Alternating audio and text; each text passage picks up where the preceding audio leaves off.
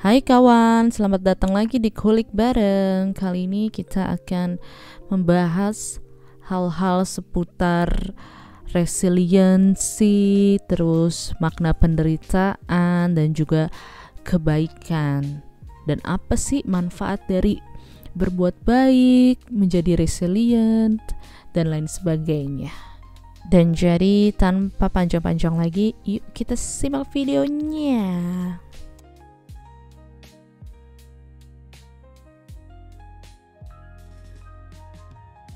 Nah, pasti kawan-kawanku semua tuh tahu tentang kisah Cinderella. Cinderella ini adalah gadis yang baik hati yang akhirnya bertemu dengan pangeran. Tapi kalau kita telusuri dan kita maknai lebih dalam lagi, Cinderella ini adalah lambang dari resiliensi, ya kan, harapan dan makna dari penderitaan. Nah, kita akan bahas nih, kenapa kebaikan bukan kelemahan ya, tapi kebaikan adalah bentuk kekuatan yang jarang dipahami. Nah, misalnya dari kisah Cinderella ya kan. Nah, Cinderella itu kan kehilangan ibunya. Dia juga dijadikan pelayan oleh ibu tiri sama kakak-kakak tirinya ya kan. Tapi dalam respon penderitaan yang dia alami, apa sih yang dia pilih gitu. Nah, Cinderella ini kagak ngebales. Dia kagak benci, tapi dia juga kagak menyerah. Ia tetap jaga hati dia, tetap lembut, tetap berharap. Jadi ini bukan soal pasrah, tapi soal kekuatan untuk tetap jadi diri sendiri, bahkan ketika kita di bawah tekanan, ketika kita lagi menderita. Nah, itulah inti dari resiliensi.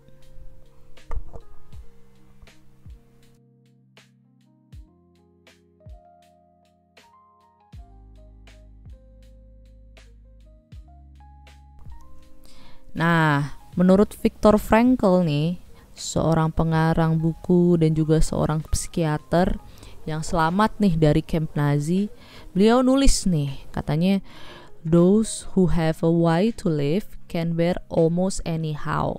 Jadi Viktor Frankl nih percaya bahwa namanya manusia itu dia bisa ngelewatin penderitaan berat jika ia bisa nemuin maknanya. Ya kayak si Cinderella aja gitu. Doi tetap hidup meskipun dunia kagak bersikap baik sama dia sebenarnya kan.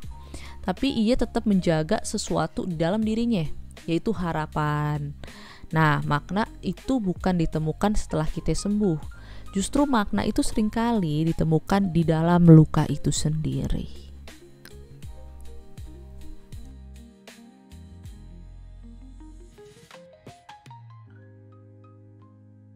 Nah, ada juga nih suatu konsep yang namanya resilience theory.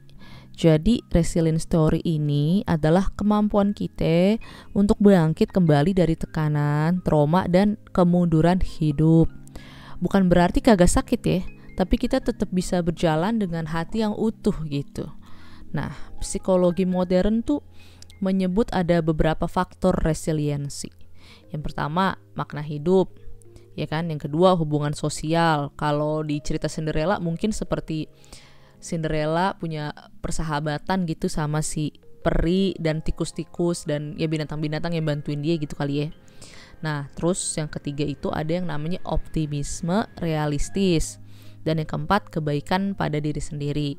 Nah, kalau kita sambungin sama Cinderella tuh punya itu semua tuh. Dia punya makna hidup, dia punya optimisme juga, dan dia juga baik sama dirinya sendiri. Meskipun dari luar tuh kelihatannya kayak dia menderita gitu, tapi dari dalam diri dia sendiri dia memiliki keempat hal tadi ya.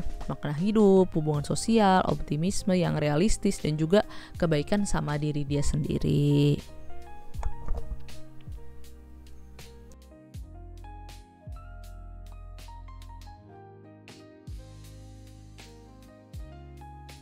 Nah, orang tuh suka salah sangka ya kan, ngelihat orang yang baik dibilang disebutnya lemah. Tapi sebenarnya kebaikan itu bukan kelemahan. Contohnya nih kayak si Cinderella ya kan, Cinderella lagi ya kan. Dia tetap ngebantu saudara tirinya, ibu tirinya meski ia disakiti, tapi ia juga tetap tersenyum gitu. Jadi ibaratnya di dunia yang keras kita sering berpikir bahwa menjadi lembut itu lemah ya kan. Tapi Cinderella ini nunjukin sebaliknya nih. kebaikan hati dia tidak bergantung pada siapa yang memperlakukannya. Ia kasih aja, ia tetap aja memberi, tetap aja percaya, tapi dia juga tetap jaga siapa diri dia. Nah, dari situlah keajaiban terjadi ketika kita nggak kehilangan jiwa kita meskipun dunia mencoba menghancurkannya.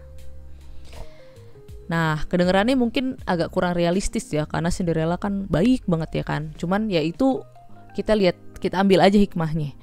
Jangan kita ikutin yang gak realistisnya, tapi kita lihat gimana kalau sebuah kebaikan itu bisa menjadi kekuatan bagi seseorang dan akhirnya bisa membuat hidupnya menjadi lebih baik lagi gitu. Nah, jadi ini kisah Cinderella sebenarnya bukan sekedar tentang diselamatkan pangeran ya kan, tapi ia juga sebenarnya nyelamatin diri sendiri kok dengan tidak menyerah pada kebencian. Jadi meskipun ia disiksa saudaranya, ia tidak tumbuh menjadi seorang yang membenci gitu.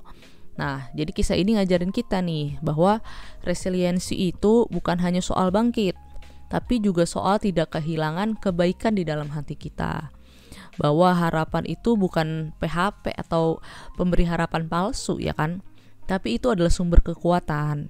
Dan bahwa kebaikan meskipun pelan tapi biasanya sih menang gitu, namanya kebaikan ya kan. Nah, jadi kalau kamu merasa kisah ini relate sama hidupmu sekarang dan kamu merasa bahwa channel ini bermanfaat, monggo di subscribe, di komen, di like, dan disebarkan, di share ke teman-temanmu sebanyak-banyaknya. Jadi sekian dulu video kita kali ini, dan jangan lupa untuk selalu stay kind, content, and healthy. Bye!